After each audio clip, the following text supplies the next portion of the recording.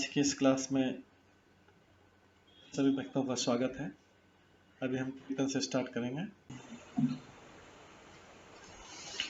जय राधा माधव कुंज बिहारी, जय राधा माधव कुंज बिहारी, जय गोपीजन वल्लभ गिरिवर धारी, जय गोपीजन वल्लभ गिरिवर धारी, यशोदानंदन ब्रज जनरंजन, यशोदानंदन ब्रज जनरंजन, यमुना तीरावनचारी,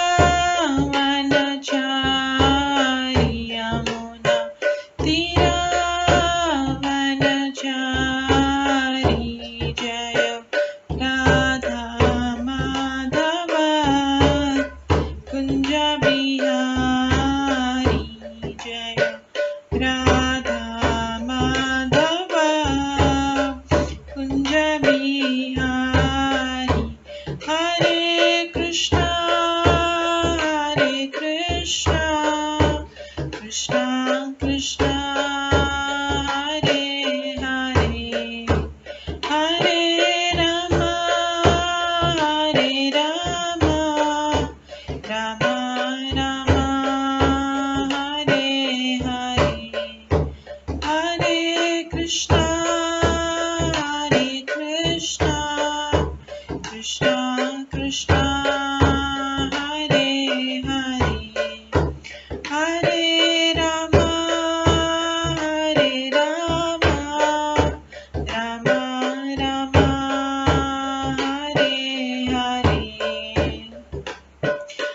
कृष्णा कृष्णा कृष्णा हरे हरे, हरे राम राम राम हरे हरे, हरे कृष्णा कृष्णा कृष्णा हरे हरे, हरे राम राम राम हरे हरे, हरे कृष्णा कृष्णा कृष्णा हरे हरे, हरे राम राम राम हरे हरे, हरे कृष्णा कृष्णा कृष्णा हरे हरे, हरे राम राम राम हरे हरे, हरे कृष्णा कृष्णा कृष्णा हरे हरे, हरे राम राम राम हरे हरे, जय राधा माधव राधे, जय राधा गोविंद राधे, जय गौरनताय,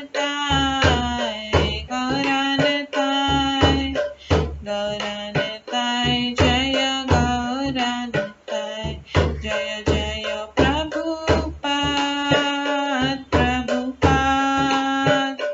प्रभुपाद, जय जय प्रभुपाद, जय जय गुरुदेव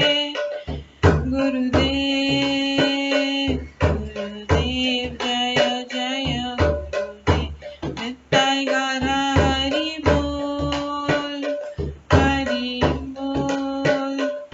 हरि बोल नित्य गौर हरि बोल। गौर प्रेमानंदे हरि हरि बोल। हरे कृष्णा। आज की इस क्लास में सभी भक्तों का स्वागत है। अभी मंगलाचरण से स्टार्ट करेंगे। ॐ अज्ञानतिमिरन्धस्य ज्ञानाञ्जनशलाकया चक्षुरुन्मिलितं येन तस्मै श्रीगुरुवे नमः। श्रीचैतन्यमनोभीष्टं स्थापितं येन भूतले स्वयं रूप कदा मह्यं ददाति स्वपदान्तिकम्। वन्देऽहं श्रीगुरो श्रीयुतपदकमलं श्रीगुरुं वैष्णवांश्च श्रीरूपं साग्रजातं सहगण रघुनाथान्वितं तं सजीवं साद्वैतं सावधूतं परिजनसहितं कृष्णचैतन्यदेवं श्रीराधाकृष्णपादान् सहगण ललिता श्रीविशाखान्वितांश्च नमो विष्णुपदाय कृष्णपृष्ठाय भूतले श्रीमते भक्तिवेदान्त स्वामिन्निति नामिने।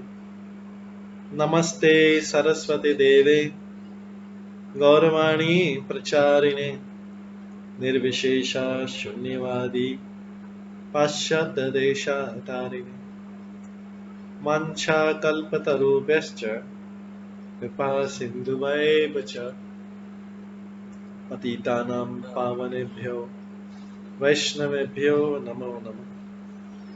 जय श्री कृष्ण चैतन्य प्रभु नित्यानंद श्री अद्वैत गदाधर शिवासादि गौर भक्तवृंद। हरे कृष्णा कृष्णा कृष्णा हरे हरे, हरे राम राम राम हरे हरे। ओम नमो भगवते वासुदेवाय। ओम नमो भगवते वासुदेवाय। ओम नमो भगवते वासुदेवाय। नारायणं नमस्कृत्य नरं चैव नरोत्तमं देवीं सरस्वतीं व्यासं ततो जयमुदीरये। नष्टप्रायेषु भद्रेषु नित्यं भागवत सेवया भगवते उत्तम श्लोके भक्तिर्भवति नैष्ठिकी। कृष्णाय वासुदेवाय देवकी नंदनाय च नन्दगोपकुमाराय गोविन्दाय नमो नमः। सर्ववेदान्तसारमे श्रीभागवतम् इष्यते तद्रसामृतात् नान्यत्र स्याद्रति क्वचित्। आराध्यो भगवान् ब्रजेश कन्यस्तनधाम वृन्दावन रम्या काचिदुपासना व्रजवधूवर्गेण या कल्पिता। श्रीमद्भागवतं प्रमाणम् अमलं प्रेम कुमार्थमः श्रीचैतन्य महाप्रभुमतम् इदं तत्रादरो न परम्। मूकं करोति वाचालं पङ्गुलङ्घयते गिरिं यत्कृपातमहं वन्दे परमानन्दमाधवम्। हरे कृष्णा।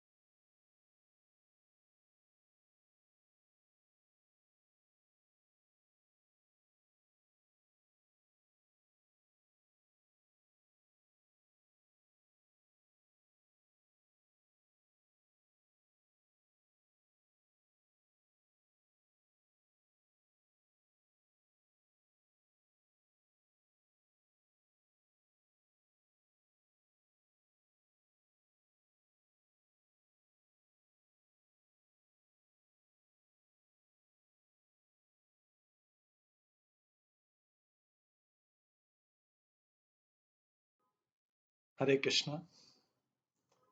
आज की इस क्लास में सभी भक्तों का स्वागत है। कल हम श्रवण कर रहे थे भगवान द्वारा द्वारकापुरी नगरी को बसाया जाना।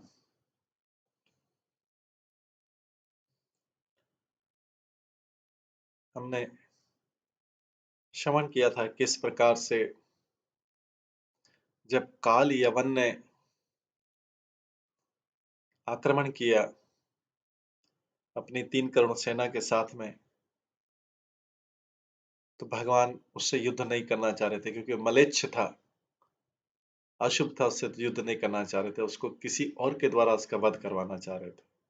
और भगवान को ये भी पता था कि अभी मगध का राजा जो जरासंध है वो भी 18वीं बार आक्रमण करने आ रहा है।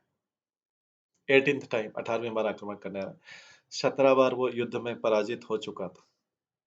तो भगवान ने सोचा कि मथुरा में यदुवंशियों के ऊपर इस प्रकार आक्रमण होगा, यदुवंशी लोग भयभीत हो जाएंगे। इसलिए उन्होंने अपने भक्तों यदुवंशियों को सुरक्षित बचाने के लिए समुद्र में एक पुरी का स्थापना किया, जो 12 योजन परिधि, मतलब करीब 100 माइल या करीब करीब 150 किलोमीटर की बताइए। उसमें स्वर्ग जैसे सारे सुख थे। विश्वकर्मा ने बनाई और रातों रात भगवान ने सारे मथुरा वासियों को वहां पर स्थानांतरित कर दिया, शिफ्ट कर दिया, ट्रांसफर कर दिया। मथुरा वासी जो यदुवंशी थे, सबने सुबह उठ के देखा तो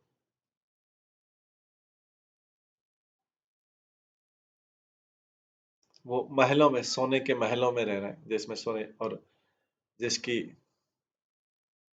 छतें हीरे जवाहरातों से, जिसके फर्श मणियों से जड़े हुए थे। इस प्रकार से भगवान ने ये सारा द्वारकापुरी बनवाई, क्योंकि भगवान चाहते थे कि मथुरा वासियों पर किसी प्रकार का कोई आक्रमण नहीं हो, इसलिए मथुरा वासी को सुरक्षित कर दिया। फिर भगवान ने बलदेव जी को मथुरा नगरी का भार सौंपा। बोले आप युद्ध करो, इधर जरासंध से रक्षा करना। जरासंध जब युद्ध करने आया तब आपसे युद्ध करना। और भगवान जो है उसी समय गले में कमल की माला, कमल के फूलों की माला पहने और बिना हथियार के भगवान कृष्ण जो है मथुरा मुख्य महल के मुख्य दरवाजे से मथुरा के बाहर निकलने लगे। ये कल हमने श्रवण किया था। आज हम उसके आगे का अध्याय 51वां अध्याय उसका श्रवण करेंगे, मुचकंद का उद्धार। तो अभी ये शोभा है द्वारका की। उसके पश्चात अभी भगवान बाहर निकल रहे हैं, मथुरा से मेन गेट से बाहर निकल रहे हैं। अभी देखते हैं भगवान की क्या लीला होती है। श्री शुक वाचा, ये 10वें स्कंद का, श्रीमद् भागवतम के 10वें स्कंद का 51वां 51 चैप्टर है, मुचकंद का उद्धार। तम विलोक्य विनिष्क्रांतम् उज्जीहानम् इव उडुपम् दर्शनीतमं श्यामं पीतकोशे वासमं श्रीवत्सवक्षमभाजत् कौस्तुभ आमुक्तकन्धरं पृथुदीर्घचतुष्बाहुं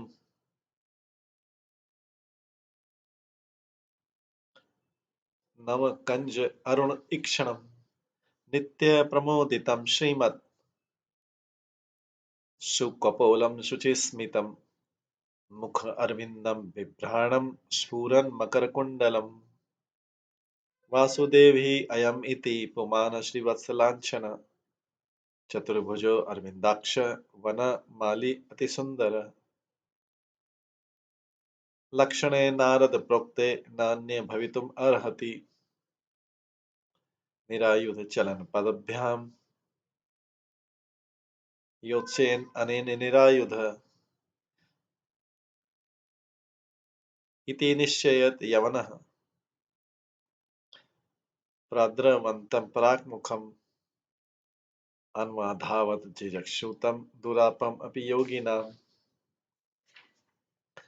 सुखदेव गोस्वामी ने देखा कि काल यवन जो आया था 3 करोड़ सैनिकों को लेके, काल यवन ने भगवान को मथुरा से उदित हुए चंद्रमा की भांति देखा। काल यवन एकदम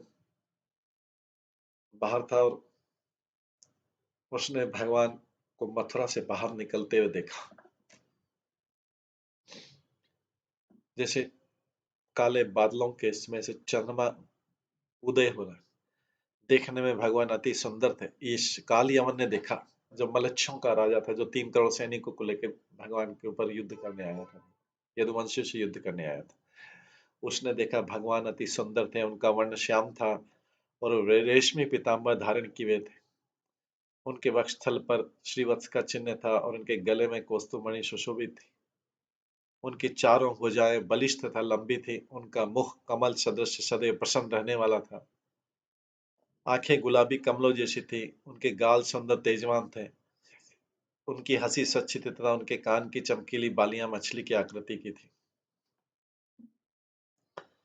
उस मलेच्छ ने सोचा,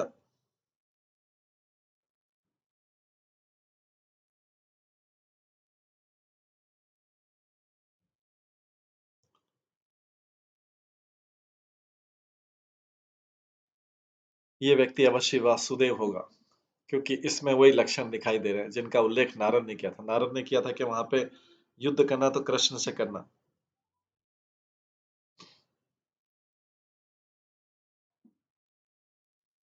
वासुदेव से उनका सुंदर वचन, क्योंकि उसमें लक्षण दिख रहे थे जिनका उल्लेख नारद जी ने किया था। उसके श्रीवत्स का चिन्ह है, 4 भुजाएं हैं, आंखें कमल जैसी और वन फूलों की माला पहने और अत्यधिक सुंदर है। वो और कोई नहीं हो सकता।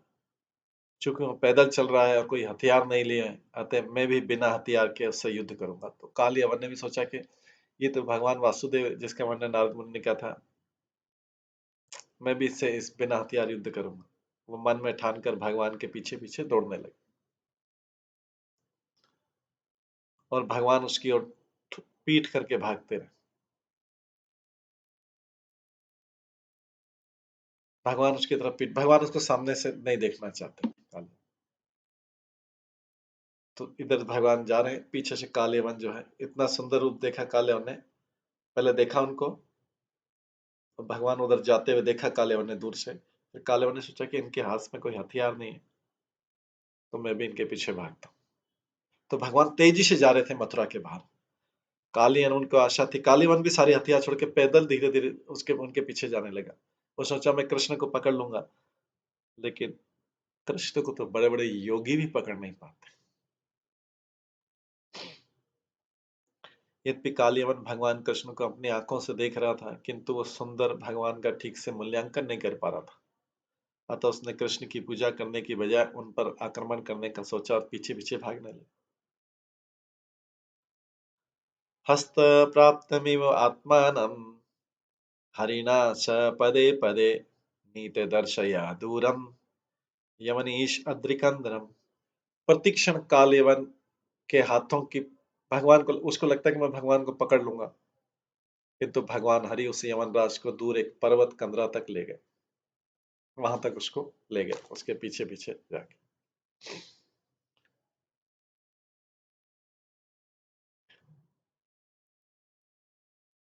ऐसा लगने लगा कि वो भगवान को पकड़ लेगा, लेकिन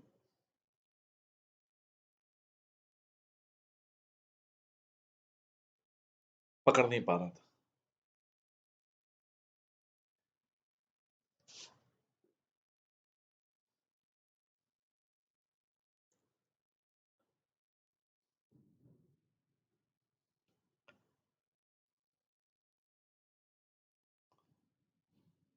पलायनम यदुकूले जातस्य तव न उचितम् इति क्षिपन् अनुगतः न ऐनं प्राप अहच अशुभ। भगवान का पीछा करते हुए वह यवन उन पर यह कहकर अपमान कर रहा था। यवन पीछे से चिल्लाया। भगवान आगे कि तुमने यदुवंश में जन्म ले रखा है, तुम्हारे लिए इस तरह भागना उचित नहीं, क्यों भाग रहे हो मेरे को देख के।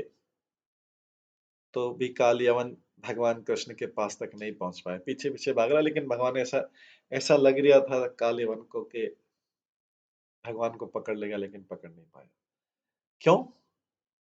क्योंकि इसमें बताते हैं उसके पाप कर्म अभी तक धुले नहीं थे, तो इसलिए ना तो भगवान का पकड़ पाया, ना अच्छी तरह दर्शन कर पाया।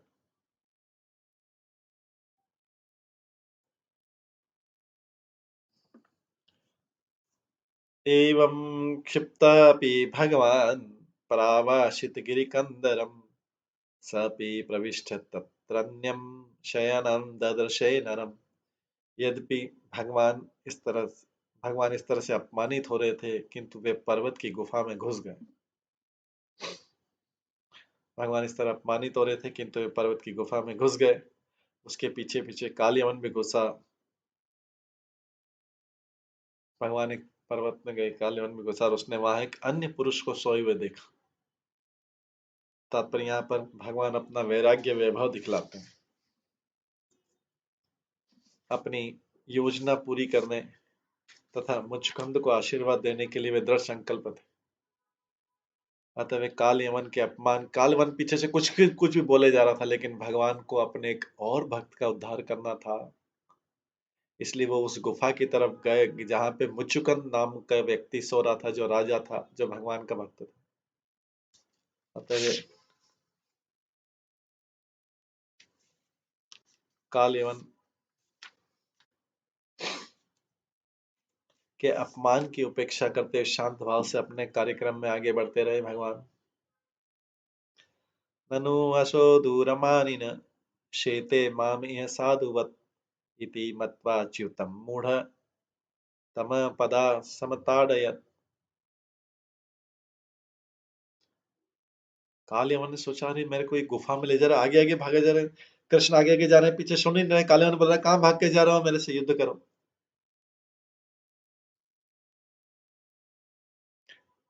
जाके सो गए और बताते हैं कि भगवान ने अपना पीताम्बर उसके ऊपर, मुचुकंद के ऊपर डाल दिया। तो जैसे काल यवन उस गुफा में घुसा, देखा एक व्यक्ति लेटा हुआ है, उसके ऊपर पीताम्बर था। काल यवन पीछे पीछे भागता भी गया। उसने सोचा, ये तो मुझे इतनी दूर लाकर अब किसी साधु पुरुष की तरह यहाँ पे लेट गया ये व्यक्ति। वो सोचा कि जो कृष्ण जो आगे आगे भागे जा रहे हैं, वही यहाँ लेट गए हैं।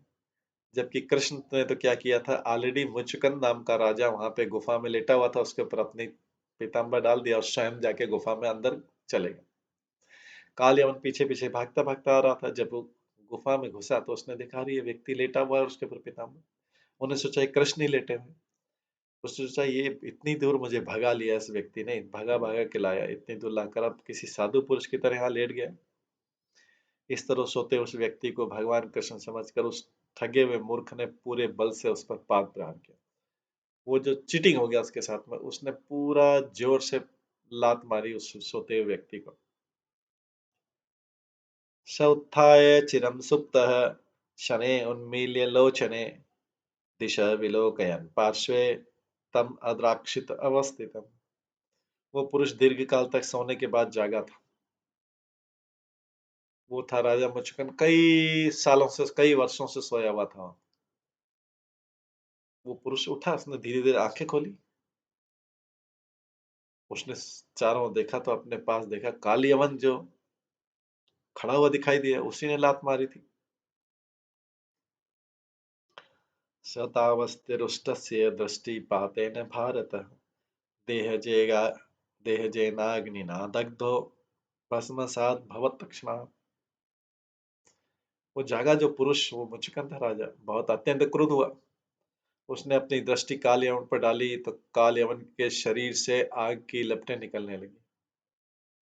हे राजा परीक्षित, सुखदेव गोस्वामी बोल रहे हैं, काल यवन क्षण भर में जलकर राख हो गया। तात्पर्य में प्रभुपाद बताते हैं, जिस व्यक्ति ने काल यवन को अपनी दृष्टि से भस्म कर दिया था वो मुचुकन था। वास्तव में राजा मुचुकन था जो सोया हुआ था।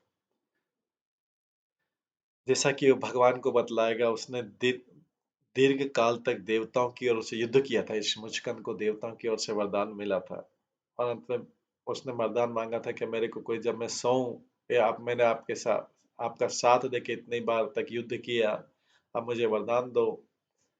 जब देवताओं ने बोला क्या वरदान चाहिए, क्योंकि देवता जीत गए थे इसकी सहायता से, मुचुकन की सहायता से।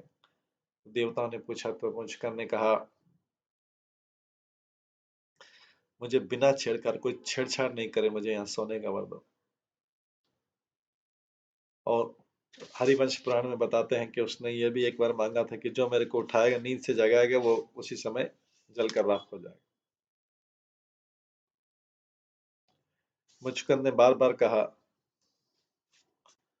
हे देवताओं, मैं अपने क्रोध से जलती हुई आंखों से उसको भस्म कर दूंगा जो मुझे नींद से उठाएगा।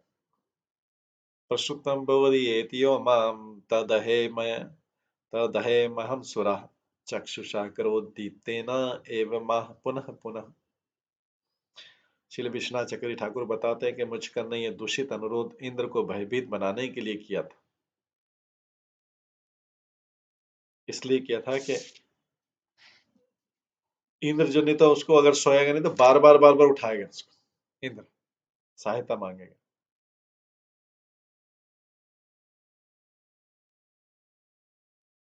तो देवताओं ने घोषणा की, ठीक है, जो भी तुम्हें नींद से जगाएगा वो अपने ही शरीर से उत्पन्न अग्नि से सहसा जलकर भस्म हो जाएगा।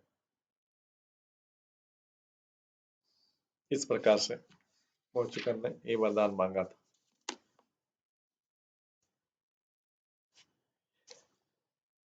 ये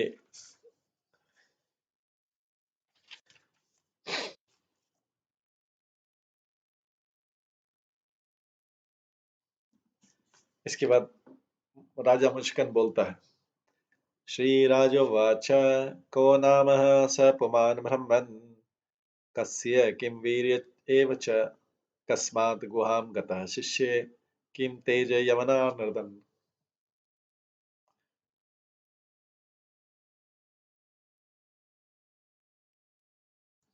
राजा परीक्षित ने कहा, ब्राह्मण वो पुरुष कौन था? राजा परीक्षित ने, ब्राह्मण वो पुरुष कौन था? परीक्षित महाराज ने सुन रहे सुखदेव गोस्वामी से, उनको आश्चर्य हुआ कि पुरुष कौन था, वो किस वंश का था और उसकी शक्तियां क्या थी, और ये यमन का संहार किया उसने, वो व्यक्ति गुफा में क्यों सोया हुआ था और किसका पुत्र था। श्री शुकोवाच स इक्ष्वाकु कुले जात मान्ध्रात् तनय महान् तनय महान् मुचुकंदे ख्यात ब्रह्मण्य सत्य संग। सुखदेव गोस्वामी ने कहा, उस महापुरुष का नाम मुचुकंद था और वो इक्ष्वाकु वंश में मानधाता के पुत्र के रूप में उत्पन्न हुआ था। वो ब्राह्मण संस्कृति का उपासक था और युद्ध में अपने व्रत का पक्का था। तो व्यक्ति जो सोया हुआ था, परीक्षित महाराज की जानने की उत्सुकता हुई कि उसने किस प्रकार से उस मलेच्छ काल यवन को मारा। यहाँ पे बताते हैं उस महापुरुष का नाम मुचुकन था और वो इक्ष्वाकु वंश में मानधाता के पुत्र में उत्पन्न हुआ था, मानधाता का पुत्र था। अब वो ब्राह्मण संस्कृति का उपासक था और युद्ध में अपने व्रत का पक्का था। स याचिता सुरगणे इंद्र आदि आत्मरक्षणे असुरेभ्य परिस्त्रस्ते तत् रक्षां स करोच्चिरम्। जब इंद्र तथा अन्य देवताओं को असुरों द्वारा त्रास दिया जा रहा था, तो उनके द्वारा अपनी रक्षा के लिए सहायता की याचना किए जाने पर मुचुकन ने दीर्घ काल तक उनकी रक्षा की।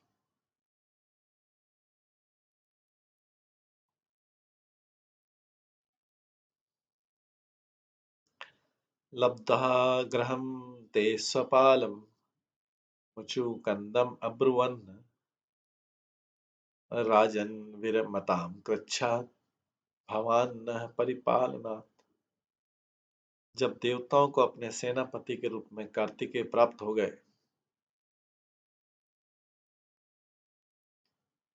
तो जब इंद्र तथा अन्य देवता को असुरों द्वारा त्रास दिया जा रहा था, तो उनके द्वारा अपनी रक्षा की सहायता के लिए याचना किए जाने पर मुचुकुंद ने दीर्घकाल तक उनकी रक्षा की थी। तो एक बार देवता और असुरों का युद्ध हो रहा था। इसमें किसी कारणवश देवताओं के जो सेनापति हैं कार्तिकेय उस समय नहीं थे। अब बिना सेनापति के कैसे युद्ध किया जाए? देवताओं की सेना तो थी लेकिन सेनापति कार्तिकेय नहीं थे उस समय। असुरों की सेना भारी पड़ रही थी। उसी समय देवताओं ने सोचा कि किसको सेनापति बनाया जाए। तो उनको पता लगा कि मांधाता के पुत्र मुचकुंद जो है पृथ्वी पर राज्य कर रहे हैं। देवताओं ने उनसे बोला कि क्या आप हमारे सेनापति बन सकते हैं? राजा मुचकुंद राजी हो गए, तैयार हो गए और मुचकुंद ने दीर्घ काल तक असुरों से युद्ध किया और देवताओं की रक्षा की। जब देवताओं को अपना सेनापति कार्तिकेय प्राप्त हो गए तब मुचकुंद ने कहा, हे राजन, अब आप अपनी रक्षा। तब देवताओं ने मुचकुंद से कहा, राजन, अब हमारी रक्षा का कष्टप्रद कार्य छोड़ सकते हैं, अब हमारे सेनापति आ गए। इस प्रकार से मुचकुंद ने देवताओं की तरफ से युद्ध किया था सेनापति बनके और असुरों को बहुत देर तक रोके रखा था। नरलोकम परित्यज्य राज्यम निहत कंटकम अस्मान। नरलोकम परित्यज्य राज्यम निहत कंटकम अस्मान पालयत वीर काम ते सर्वे उज्जित। हे वीर पुरुष, नरलोक में अपने निष्कंटक के राज्य को छोड़कर आपने हमारी रक्षा करते हुए अपनी निजी आकांक्षाओं की परवाह नहीं की। सब देवताओं ने बोला, हे वीर पुरुष,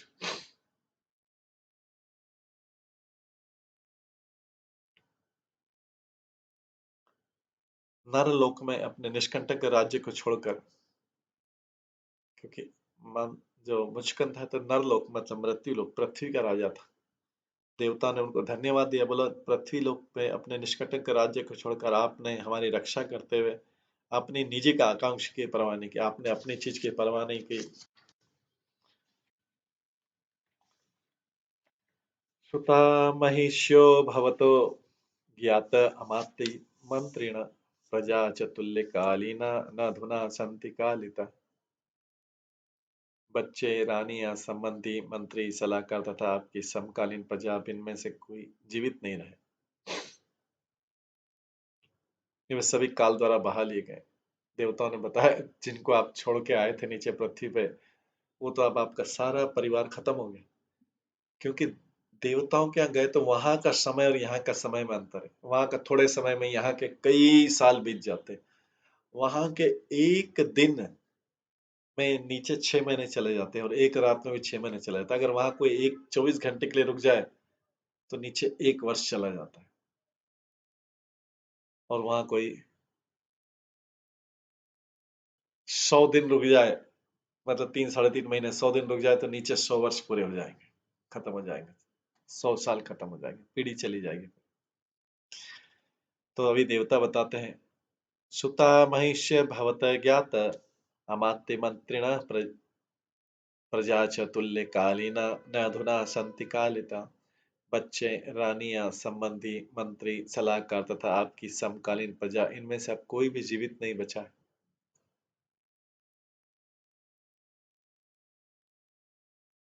ये सभी काल के द्वारा बहा ले गए हैं।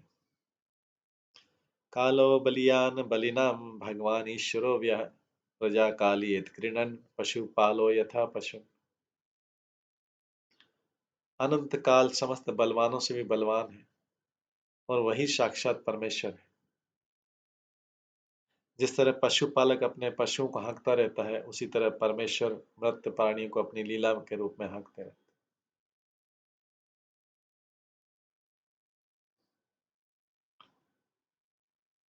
तो यहाँ पे देवता लोग बोल रहे हैं और सुखदेव गोस्वामी इसको बता रहे हैं, जो काल है, ये समय है, अनंत काल बलवानों से भी बलवान है और वही साक्षात परमेश्वर है।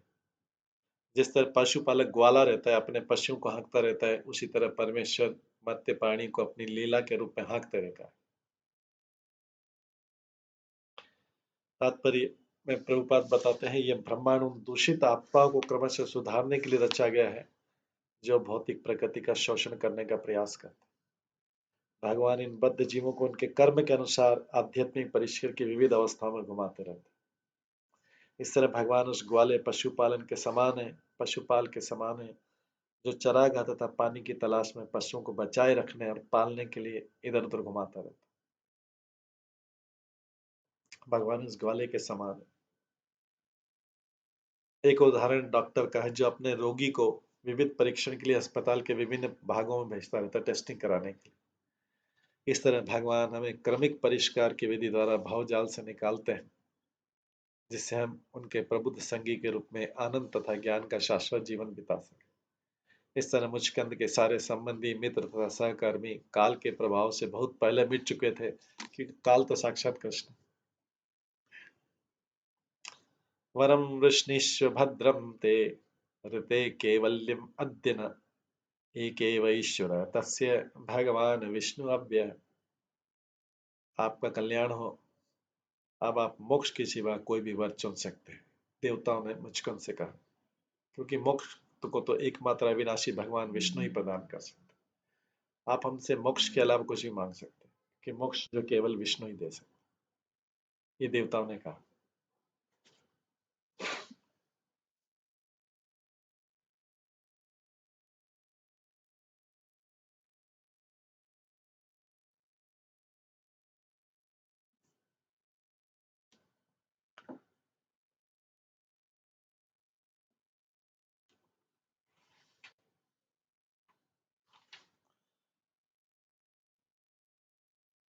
एवम् उक्तः सवे देवान् अभिवन्द्य महायशा अशिष्ट गुहाविष्टः निद्रया देवदत्तया।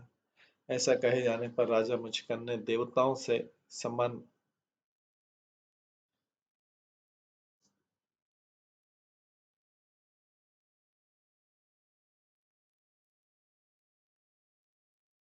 यहाँ पे जो है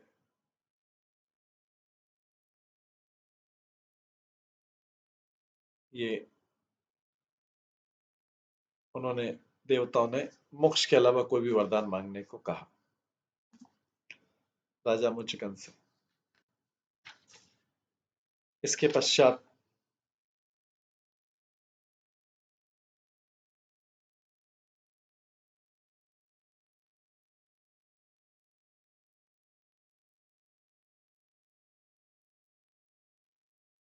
इस प्रकार से मुचकंद ने देवताओं से मांगा कि वो उसे ऐसा वरदान दे जिससे वो बिना किसी डिस्टरबेंस के जाके अभी पृथ्वी पे जाके कहीं पे सो जाए, क्योंकि परिवार तो चला गया और अब ये थक गया युद्ध करते करते। इसलिए मुचकंद ने मांगा कि कोई मुझे डिस्टर्ब नहीं करे, ऐसा मैं भी जाके सोता हूँ, थोड़ा विश्राम करता हूँ और मुझे कोई डिस्टर्ब नहीं करे, और जो भी डिस्टर्ब करेगा वो उसमें अगर मेरी दृष्टि पड़े जो मुझे डिस्टर्ब कर रहा है, तो वो भस्म हो जाए। एवं उक्त सवे देवान् अभिवन्द्य महायशा अयिष्ट गुहाविष्ट निद्रा देवदत्त। ऐसा कहे जाने पर राजा मुचकंद ने देवताओं से ससम्मान विदा ली और गुफा में गया, जहां में देवताओं द्वारा दी गई नींद का आनंद लेने के लिए लेट गया।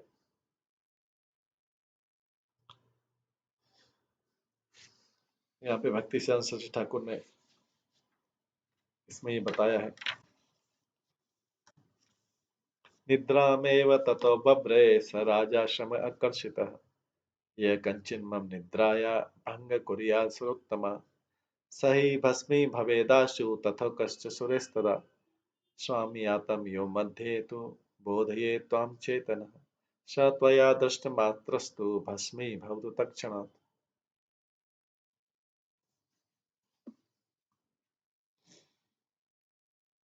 तब परिश्रम से थके हुए राजा ने निद्रा को ही वर के रूप में चुना। राजा ने निद्रा का वर मांगा उनसे। उन्होंने कहा, देवताओं में श्रेष्ठ जो मेरी नींद में बाधा डाले वो तुरंत जलकर राख हो जाए। देवताओं ने उत्तर दिया, ऐसा ही हो। और उनसे कहा, जो अविवेकी व्यक्ति आपको बीच में जगाएगा वो देखने मात्र से तुरंत जलकर राख हो जाएगा। ये मुचकंद को वरदान में था। ये पिछली सारी स्टोरी बता रहे। यवने भस्म सात नीते भगवान सात्वत ऋषभ आत्मानं दर्शयामास मुचुकंदाय धीमते। तो इस प्रकार से जब वो काल यवन भगवान के पीछे पीछे दौड़ते आ रहा था, तो भगवान को तो ये पता था कि मुचुकुंद के वरदान मिला है, इसलिए भगवान तो आके गुफा गुफा में अंदर जाके अंदर चले गए। और मुचुकुंद को देखा जब लेटे हुए, काल यवन ने देखा कि अरे ये तो ये कृष्ण ही लग रहा है जो मेरे आगे भाग रहा था। उसने मुचुकुंद को जगाया। मुचुकुंद ने जैसे इसके ऊपर दृष्टि डाली, काल यवन भस्म हो गया। कृष्ण को ये चीज पता थी। और इस प्रकार भगवान उस ये काल यवन के जलने के बाद भगवान उस मुचकंद बुद्धिमान मुचकंद के समक्ष अपने आप को प्रकट किया भगवान ने। तमालोक्य घनश्याम पीतकोशैवाससं श्रीवत्सवक्षसम्भ्राजत् कौस्तुभमेन विराजितं चतुर्भुजं रोचमानं वैजयन्त्या च मालया चारु प्रसन्नवदनं स्फुरतमकरकुण्डलम् प्रेक्षणीयं नरलोकस्य सानुरागस्मृतिक्षणम् अपि विवयसम्मत्त मृगेन्द्र उदार विक्रमम् पर्यापृच्छत् महाबुद्धि तेजसा तस्य दर्शितः शंकित शनके राजा दुर्मदशम इव तेजसा। जब राजा मुचकन ने भगवान की ओर निहारा तो देखा कि वे बादल के समान गहरे नीले रंग के थे। उनकी चार भुजाएं थी और वो रेशमी पीतांबर पहने हुए थे। उनके वक्षस्थल पर श्रीवत्स का चिन्ह था और गले में चमचमाती कौस्तुभ मणि थी। वैजयंती माला से सज्जित भगवान ने उसे अपना मनोहर शांत मुख दिखलाया, जो मछली की आकृति के कुंडलों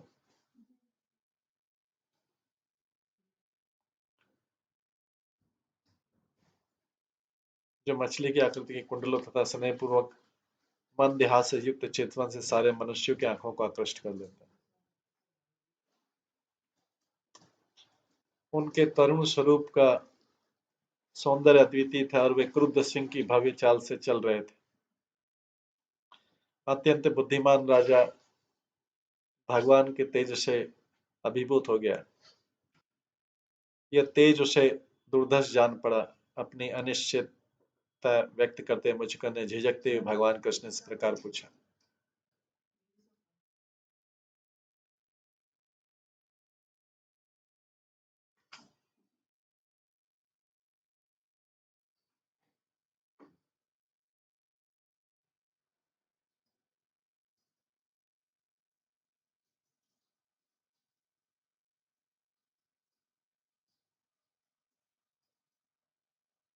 भगवान को अपने सुंदर चतुर्भुज रूप में देखा गया।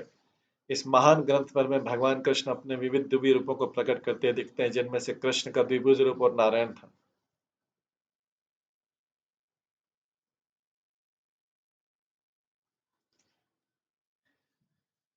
तो अत्यंत बुद्धिमान राजा भगवान के तेज से अभिभूत हो गया। यह तेज उसे दुर्देश जान पड़ा था।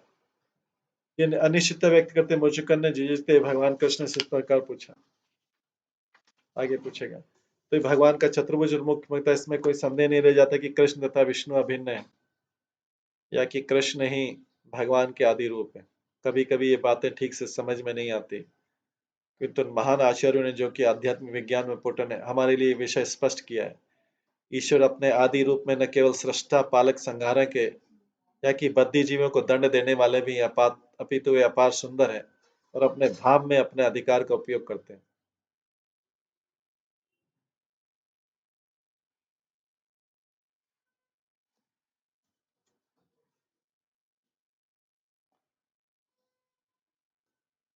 श्री जी गोस्वामी करते हैं कि सब संकेत कुछ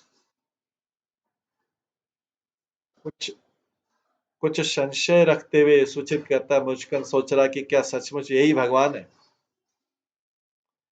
अभी श्री मुचकन मुचकन बोलते हैं, क भवानी संप्राप्त विपिने गिरिगहरे पदभ्यां पद्य पलाशाभ्यां विचरसी उरुकंटके।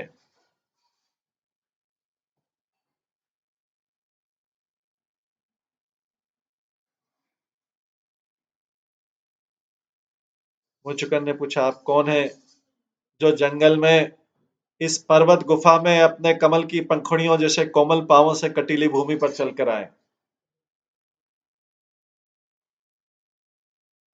मुचुकन ने पूछा, भगवान किम स्वित तेजस्विनाम तेज भगवान वा विभावसु सूर्य सोम महेंद्र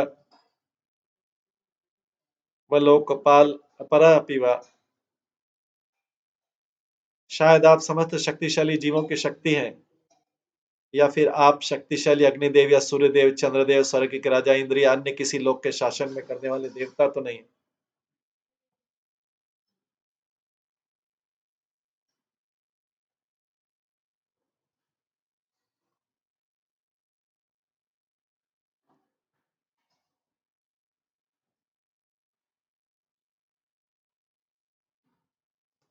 मन्ये त्वां देवदेवानां त्रयाणां पुरुष वृषभम यत बाधसे गुरुध्वांतम प्रदीप प्रभया यथा। मेरे विचार से आप तीन प्रमुख देवताओं में भगवान हैं, क्योंकि आप इस गुफा के अंधेरे को उसी तरह भगा रहे हैं जिस तरह दीपक अपने प्रकाश से अंधकार को दूर कर देता है।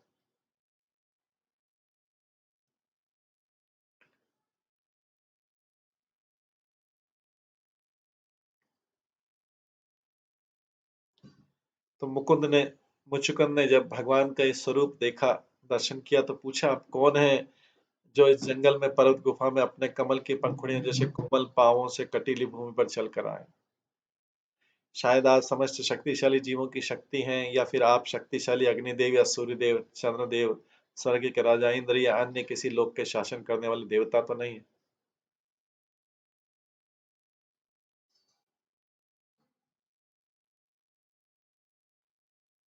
मेरे विचार से आप तीन प्रमुख देवताओं में से भगवान हैं, क्योंकि आप इस गुफा के अंधेरे को उसी तरह भगा रहे हैं जिस तरह दीपक अपने प्रकाश से अंधकार को दूर कर देता है।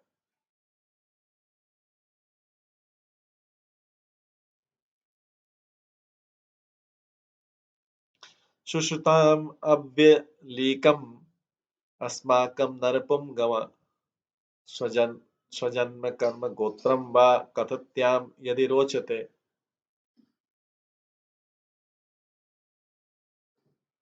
हे पुरुषोत्तम, यदि आपको ठीक लगे तो आप अपने जन्म कर्म तथा गोत्र के विषय में हमसे सही स्पष्ट बतलाएं, क्योंकि हम सुनने के लिए इच्छुक हैं।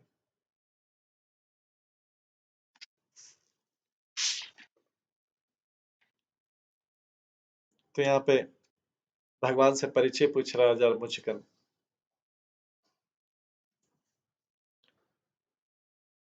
तात्पर्य प्रभुपाद बताते हैं, जब भगवान इस संसार में अवतरित होते हैं तो निश्चय ही नर पुंगव अर्थात मानव समाज के सर्वाधिक उत्कृष्ट सदस्य बन जाते हैं। भगवान वास्तविक रूप में मनुष्य नहीं है। मुचकंद के प्रश्नों से इस बात का स्पष्टीकरण हो जाएगा। इस तरह सुश्रुताम हमें जो सुनने के लिए उत्सुक है शब्द सूचित करता है कि मुचकंद अपने तथा अन्यों के लाभ के लिए एक उत्तम बुद्धि द्वारा पूछ रहा है।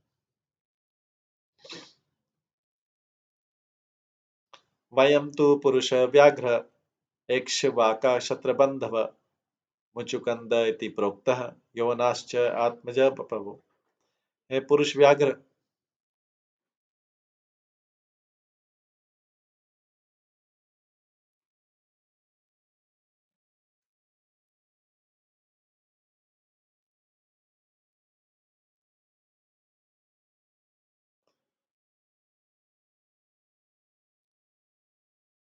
तो पहले मुचकंद भगवान से परिचय पूछ रहा है, अपना भी परिचय देता है। पुरुषव्याघ्र, जहाँ तक हमारी बात है, हम तो पतिक क्षत्रियों के वंश से संबंधित है और राजा इक्ष्वाकु के वंशज हैं। प्रभु, मेरा नाम मुचकंद है और मैं यमुनाश्च का पुत्र।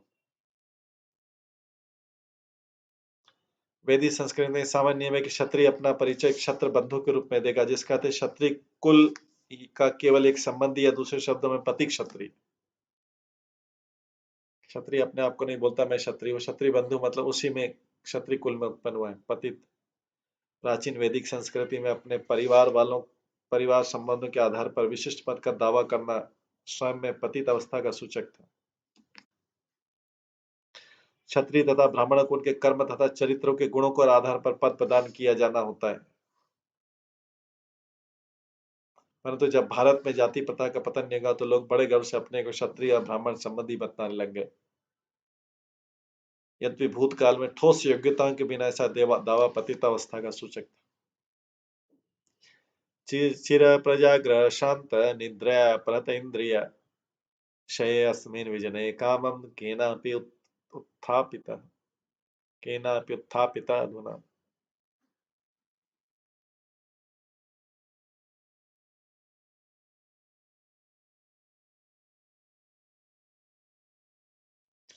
सोऽपि भस्मीकृतनूनम् आत्मीयेन एव पाप्मना अनन्तरं भवान् श्रीमान् लक्षितमित्रशासिनः। इसके बाद मुचकंद बोलते हैं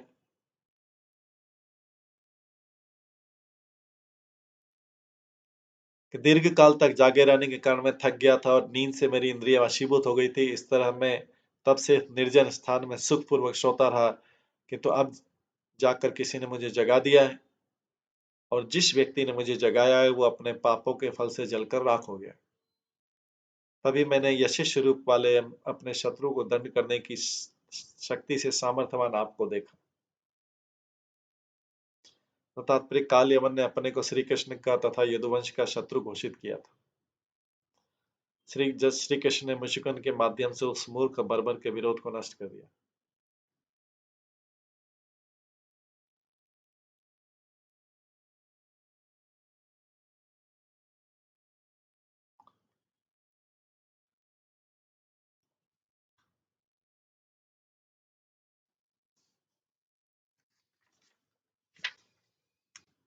तेजसा ते अविश्योण भूरि दृष्टम न शक्नुमः हतोजसा महाभाग माननीय सिदेहिनाम।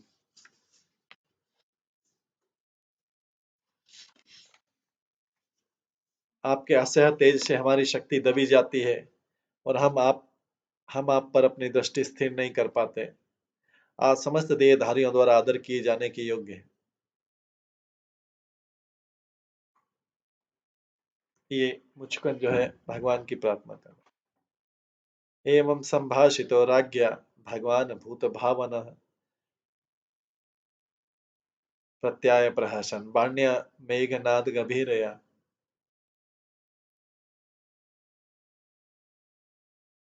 सुखदेव गोस्वामी का राजा इस तरह कहे जाने पर समस्त सृष्टि के उद्गम भगवान मुस्कुराने लगे, और तब उन्होंने बादलों की गर्जना के सदस्य से गंभीर वाणी में उत्तर दिया मुचुकुंद को। भगवान बोलते हैं 36वें श्लोक में,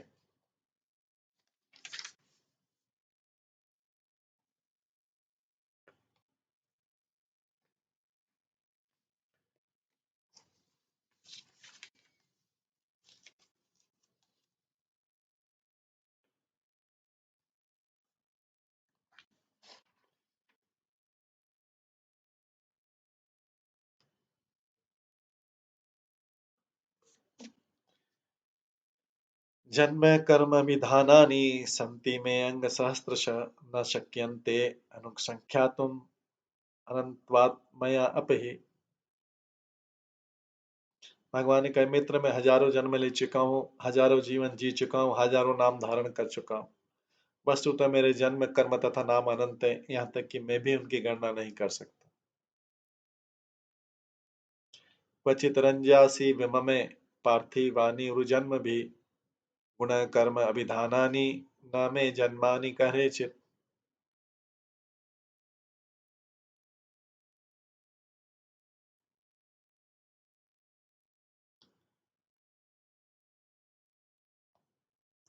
कालत्रय उपपन्नानि जन्म कर्माणि मे नृप अनुक्रमन्तः न एव अनन्तं गच्छन्ति परम ऋषयः।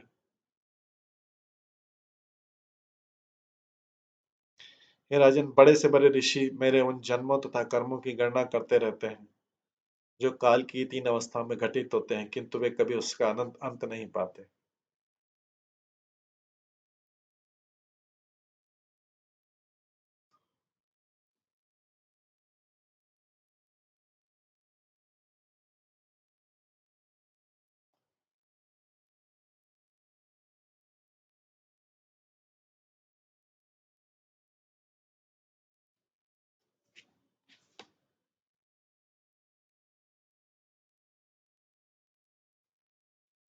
हे राजन, बड़े से बड़े ऋषि मेरे उन जन्मों तथा कर्मों की गणना करते थे जो काल की तीन अवस्थाओं में घटित होता है, किंतु कभी भी उसका अंत नहीं पाते। यह संभव है। भगवान बोलते हैं, मित्र, मैं हजारों जन्म ले चुका हूँ, हजारों जीवन जी चुका हूँ, हजारों नाम धारण कर चुका हूँ। वस्तुतः मेरे जन्म, कर्म तथा नाम अनंत है, यहाँ तक कि मैं उनकी गणना नहीं कर सकता। मैं स्वयं भी, यह संभव है कि कोई व्यक्ति पृथ्वी पर धूल धूल कणों की गणना करके जन्म में, कई जन्मों में कर ले, किंतु मेरे गुणों, कर्मों, नामों तथा जन्मों की गणना कोई भी कभी पूरी नहीं कर सकता। कालत्रय उपन्नानि जन्म कर्माणि मे नृप अनुक्रमन्त न एव अंतम गच्छन्ति परम ऋषि। हे राजन, बड़े से बड़े ऋषि मेरे उन जन्मों तथा कर्मों की गणना करते हुए रहते हैं जो काल की तीन अवस्थाओं में घटित होते हैं, किंतु वे कभी उसका अंत नहीं पाते।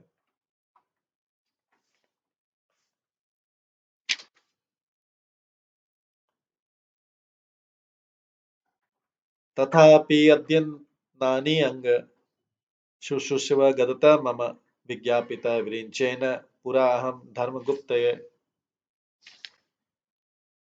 भूमे भारायमाणान् असुराणां क्षयाय च अवतीर्णा यदुकुले ग्रह आनन्दुन्दुभे वदन्ति वासुदेवेति वसुदेवसुतं हि माम्। तो भी मित्र, मैं अपना वर्तमान जन्म, नाम तथा कर्म के विषय में तुम्हें बतलाऊंगा। भगवान फिर भी अपना परिचय दे रहे हैं संक्षिप्त में। भगवान बोले, कृपया सुनो। कुछ काल पूर्व ब्रह्मा ने मुझसे धर्म की रक्षा करने तथा पृथ्वी के भार स्वरूप असुरों का संहार करने की प्रार्थना की थी। इस तरह मैंने यदुवंश में अनग दुनंबी के घर अवतार लिया। चूंकि मैं वसुदेव का पुत्र हूं, इसलिए लोग मुझे वासुदेव कहते हैं। कालनेमि हत कंस प्रलंब आद्या च सप्तदिश अयं च यवन दग्धः राजन्ते तिग्मचक्षुषा। मैंने कालनेमी का वध किया, जो इस कंस रूप में फिर से जन्मा था। साथ ही मैंने प्रलंब तथा पुण्यात्मा लोगों के अन्य शत्रु का भी संहार किया। और अब राजन, ये बर्बर तुम्हारी तीक्ष्ण चितवन से जलकर भस्म हो गया।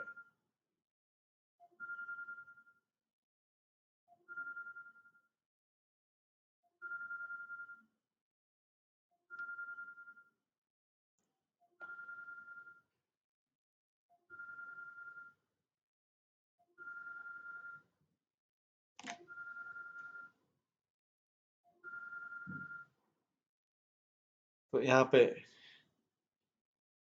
भगवान बता रहे हैं, मैंने सबका संहार किया, और ये जो बर्बर काल यवन था, भी तुम्हारी तीक्ष्ण चितवन से, मुझकन से बोलो, तुम्हारी तीक्ष्ण चितवन से जलकर भस्म हो गया।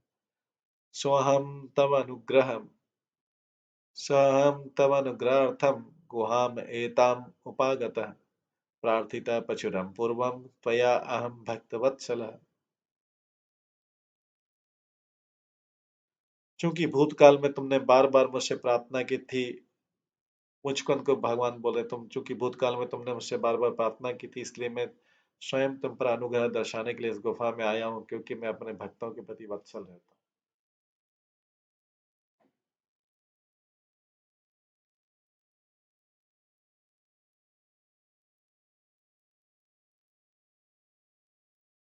वरान वृषिण्व राजर्षे सर्वान् कामान् ददामि ते मां प्रसन्न जन कश्चित् न भूयार्ति शोषितुम्।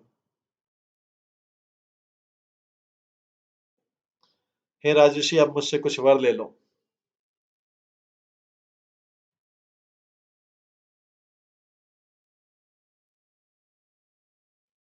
मैं तुम्हारी समस्त इच्छाएं पूरी कर दूंगा। जो मुझे प्रसन्न कर लेता है, उसे फिर कभी शोक नहीं करना पड़ता।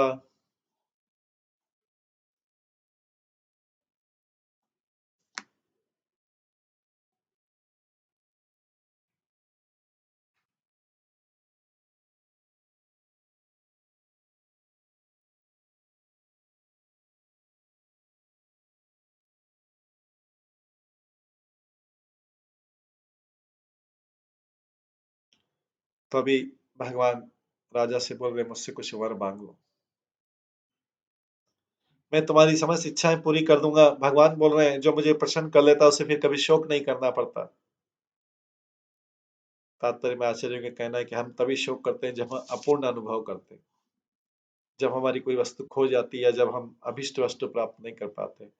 जिसने कृष्ण को प्रसन्न कर लिया और इस तरह उनकी कृपा प्राप्त कर ली, उसे इस तरह कष्ट नहीं उठाना पड़ेगा। भगवान कृष्ण समस्त आनंद के आगार हैं और उन्हें सिद्धि भी आनंद को समस्त जीवों में बांटते हुए सुख मिलता है। बस हमें भगवान के साथ सहयोग करने की आवश्यकता है। ये भगवान बोल रहे हैं स्वयं मुझकर। श्री शुकवाच इति युक्त तम प्रणम्य आह मुचुकंद मुदान्वित ज्ञात्वा नारायणं देवं गर्ग वाक्यमनुस्मरन्। सुखदेव गोस्वामी ने कह सुनकर मुचुकंद ने भगवान को प्रणाम किया। गर्ग मुनि के वचनों का स्मरण करते उसने कृष्ण को भगवान नारायण के रूप में हर्षपूर्वक पहचान लिया। फिर राजा ने उनसे इस प्रकार कहा।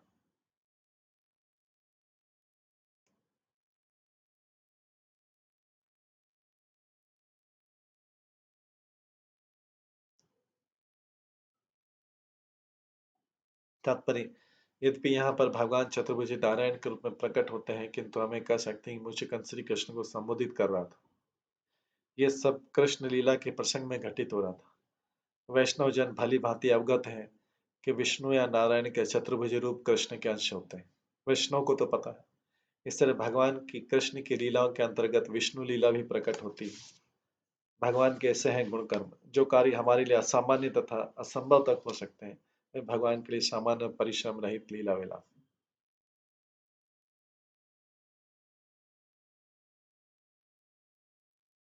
श्रीधर स्वामी सूचित करते कि मुचुकन प्राचीन गर्ग मुनि की इस भविष्यवाणी से अवगत था कि भगवान 28वें युग में अवतरित होंगे।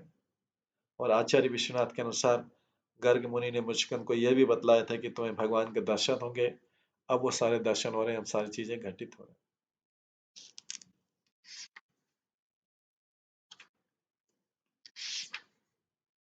इस प्रकार से जो है मुचुकन को भगवान के दर्शन हुए। अब इस दर्शन के बाद में मुचुकन जो है भगवान से प्रार्थना करेगा। वो प्रार्थना जो है हम कल की क्लास में श्रवण करेंगे। आज की क्लास को यहीं पे विराम देते हैं। हरे कृष्णा। सभी भक्तों का बहुत बहुत धन्यवाद। सभी भक्तों के लिए एक बार हरे कृष्ण महामंत्र का जप करते हैं। हरे कृष्णा कृष्णा कृष्णा हरे हरे, हरे राम राम राम हरे। श्रीमद् भागवतम महापुराण की जय। श्री प्रभुपाद की जय। श्री विश्वनाथ चक्रवर्ती ठाकुर सभी आचार्यों की जय। सभी भक्तों की जय। हरे कृष्णा कृष्णा कृष्णा हरे हरे, हरे राम राम राम हरे हरे।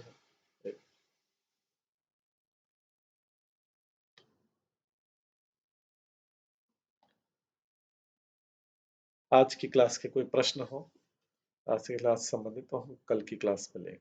हरे कृष्ण।